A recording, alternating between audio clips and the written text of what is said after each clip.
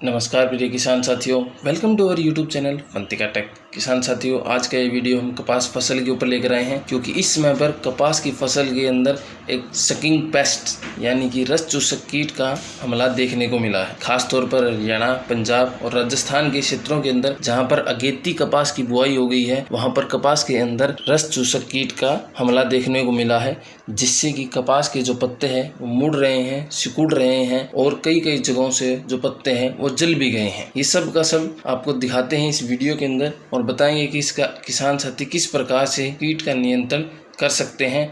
वहीं अगर आप हमारे चैनल पर पहली बार आए हैं तो कृपया सब्सक्राइब करें, ताकि आने वाले समय में कृषि से जुड़ी अनेक प्रकार की अपडेट्स आपको समय समय पर मिलती रहे। किसान साथियों, सबसे पहले हम बात करें ये रस चूसक कीट। रस चूसक कीट कई प्रकार से फसलों के अंदर नुकसान पहुंचाते हैं। खास तौर पर कपास की फसल के अंदर कई प्रकार के कीट देखने को मिलते हैं, जैसे कि हरा तेला, काला तेला, एफिड्स, जैसिड्स, कई प्रकार के सकिंग पेस्ट देखने को मिलते हैं, जो कि पत्ते का रस चूसकर पत्ते को सुखा देते हैं और जो पत्ता है वो नीचे से ऊपर की तरफ सिकुड़ना स्टार्ट हो जाता है, या फिर कई जगह पर जो पत्ते हैं उनके ऊपर भी कीट देखने को मिल जाते हैं। अगर आपकी फसल के अंदर भी कुछ इस प्रकार की समस्या देखने को मिल रही है, तो यहाँ पर आपको हम वीडियो में दिखा रहे हैं, तो आप समझ जाइए कि आपकी फसल के अंदर रस चूसक कीट का हमला हो चुका है और इस समय पर किसान साथियों को नियंत्रण करना बहुत आवश्यक है, नहीं तो ये फसल के अंदर ज़्यादा हो जाएंगे और आपकी जो फसल है उसको बहुत नुकसान पहुंचा सकते हैं। वैसे देखने में इनका जो साइज़ है वो बहुत छोटा होता है, आप देख सकते हैं, बहुत लाइट कलर है। जूम करके थोड़ा सा आपको दिखा देते हैं कि किस प्रकार से ये फसल के अंदर आपको देखने को मिलेंगे। ये देखिए ऊपर नीचे किस प्रकार से जो पत्ते हैं उन पे चिपके हुए हैं। अगर आपकी फसल के अंदर किसान साथियों अगर थोड़ी सी मात्रा में है तो कोई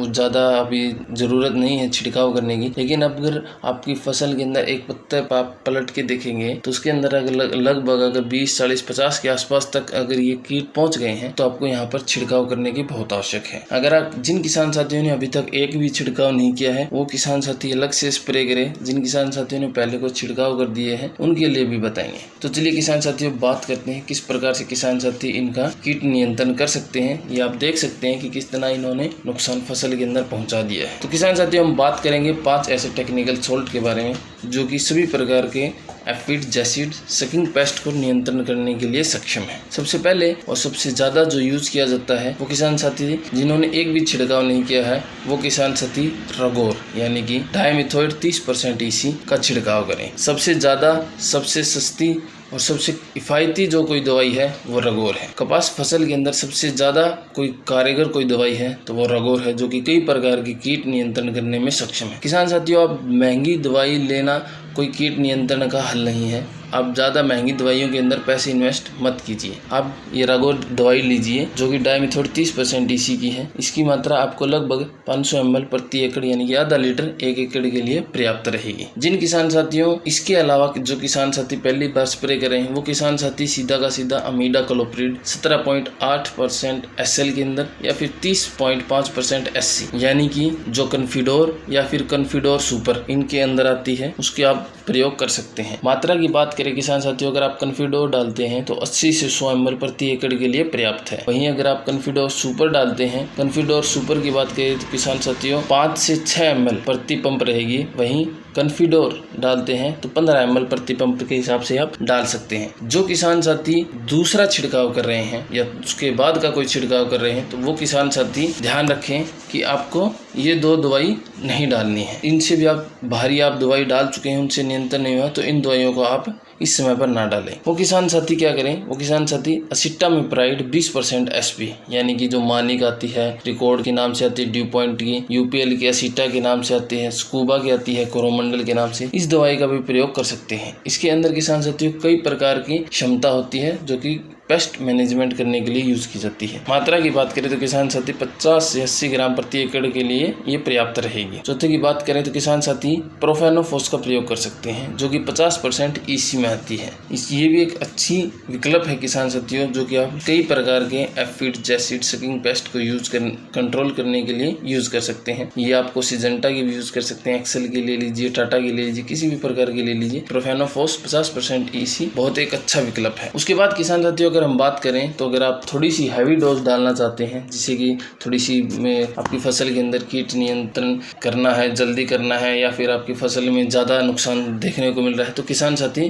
थायोमैक्सम यूज़ कर सकते हैं, जो कि आप 25% WG में आती है वो भी यूज़ कर सकते हैं। थायोमैक्सम 30% FS में आती है, उसका भी प्रयोग कर सकते हैं। किसान साथियों, थायोमैक्सम 25% WG या FS के अंदर आती है, उनमें से आप प्रयोग करते हैं। और भी कई आते हैं थायोमैक्सम के, जो कि अलग अलग आप देख सकते हैं, चाहे WS में हो चाहे SG में हो, 75% के अंदर 70% WS, अलग अलग प्रकार के आते हैं। लेकिन किसान साथियों, आपके सबसे असरदार और सबसे अच्छा रहेगा तो वो रहेगा थायोमैक्सम 25% WG। 25% WG की अगर मात्रा की बात करें तो किसान साथियों 40 से 80 ग्राम प्रति एकड़ पर्याप्त है। वहीं किसान साथी 10 ग्राम प्रति पंप के हिसाब से भी डाल सकते हैं। अलग अलग कंपनियों का आता है किसान साथियों, आप यूज़ करते चाहिए, आप सिजेंटा की ले लो, चाहे आप UPL की यूज़ कर सकते हैं, धानुका की यूज़ कर सकते हैं, अलग अलग कंपनियों की आती है, किसी भी कंपनी का यूज़ कर सकते हैं। किसान साथियों, दूसरी चीज़ जो सबसे इम्पोर्टेंट है ध्यान रखने वाली, वो ये, किसान साथी किसी भी प्रकार से, जो किसान साथी पहली बार छिड़काव कर रहे हैं, किसी भी प्रकार से 2 दवाइयों का कॉम्बिनेशन